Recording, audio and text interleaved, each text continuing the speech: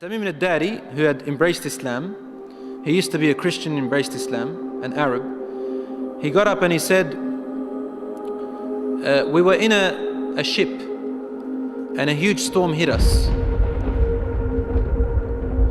And we were lost until our ship reached an island.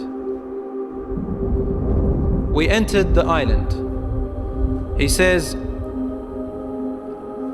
a beast came to us on this island. It had so much hair on it that we could not tell the front from its back. Which was its head, which was its tail. We don't know. And we said, Waylaki ma anti. Woe to you, what are you? Never seen a creature like you before. And she spoke. The beast said, Ana al-Jassasa. They said, Wama al-Jassasa? What is this al-Jassasa? And then the beast said, Ayyuha al-Qawm, people. Intaliqu ila hadha al-rajul fi ad-dayr. Come to this man who is waiting for you in a dayr. A dayr was known in those days as being like a place where people used to worship. And he said, there is a man who is waiting for your news anxiously. They said, we ran away from the beast immediately thinking it was a jinn. We entered this hut that was set for worship. And suddenly we saw in front of us a person, a man who was the biggest in build that we have yet to have seen. His arms were wrapped to his neck with chains like this. And his head and arms were also chained together to his knees, to his legs, like this. So you can just look up. And he's chained up really well, couldn't move. We said, what are you? And he said, you are able to hurt me because I'm chained up. So it's my right to ask, who are you first? They said, very well.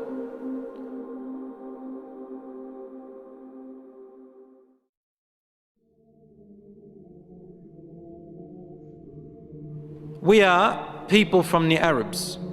We set sail in our ship and a storm hit us until we became lost and landed on this island. We came to this island and we found this beast that came to us that had so much hair on it, and it led us to you. They said we got afraid of this man and we didn't feel safe around him. However, the man said to us, tell me about the palm trees of Baysan. Baysan is a city in Jordan. He wanted to know whether there were palm trees planted in there a lot. We said, what do you exactly want to know about Baysan in Jordan? He said, I ask you, are there more palm trees and have they be filled with dates or not yet? They said, yes, it is full of palm trees and full of dates. More than many other places in what we know. He said, soon its palm trees and dates will become scarce. Will no longer give fruits. Today, really, in Jordan, dates are scarce now. It used to be in history, abundance. Now listen. He said, now explain to me about Buhayra al-Tabariyya. You know what Tabariyya is? Which ocean, which sea that is?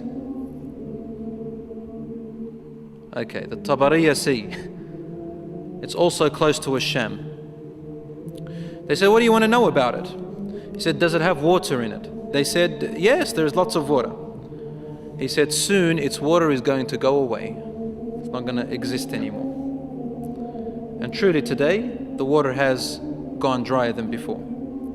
Then he asked them, he said, tell me about Zaghar fountain. Zaghar fountain, probably about 3 days journey if you wanted to walk away from Jerusalem, Bayt al-Maqdis, that's where that fountain is. So basically in what we call Israel today. They said, what do you want to know about this fountain? He said, well, is there a large fountain and do people plant a lot of vegetation around it and it gives a lot of water yet? They said, yes, it's got a lot of water and its people plant a lot. Tell me about a prophet who is ummi, who is illiterate, cannot read or write. What has he done? They said he has come out in Mecca and now he lives in Yathrib, in Medina. He asked them, have his people fought him? They said yes. He said, what did he do? They said he was driven out by his own people. But he went to another Arab, the Yathrib people, and those who embraced Islam with him, and they obeyed him. This man said to them, really? Has that really happened? They said yes. He said, أَمَا إِنَّ ذَاكَ خَيْرٌ لَهُمْ أَن يُطِيعُوهُ. He said, behold, it is better for those people who obey him to keep on obeying him. He's actually supporting the Prophet ﷺ.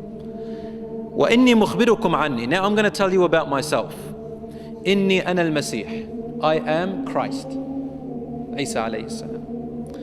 وَإِنِّي أُوشَكُ أَنْ يُؤْذَنَ لِي فِي الْخُرُوجِ فَأَخْرُجْ. He said, now very soon, based on the signs you've showed me, I'm going to be given permission to leave and I'm going to come out. فَأَسِيرُ فِي الْأَرْضِ. I will walk throughout the land. فَلَا أَدَعْ قَرْيَةً إِلَّا هَبَطْتُهَا فِي 40 لَيْلَةً. He said, there wouldn't be a village or a city or a place on earth except that I would have reached it, all in 40 days. The whole world in 40 days. غَيْرَ مَكَّةَ وَطِيبَةَ. All except two places, Mecca and Tiba, Medina. فَهُمَا مُحَرَّمَتَانِ عَلَيَّ كِلْتَاهُمَا. He said, they are both forbidden for me to enter. Now when we say he enters, it means he conquers, takes over. He owns it. كُلَّمَا أَرَدْتُ أَنْ أَدْخُلَ وَاحِدًا. He goes, every time I wanted to come into one of them, an angel will stand guard holding a sword, and he will prevent me from entering Mecca and Medina.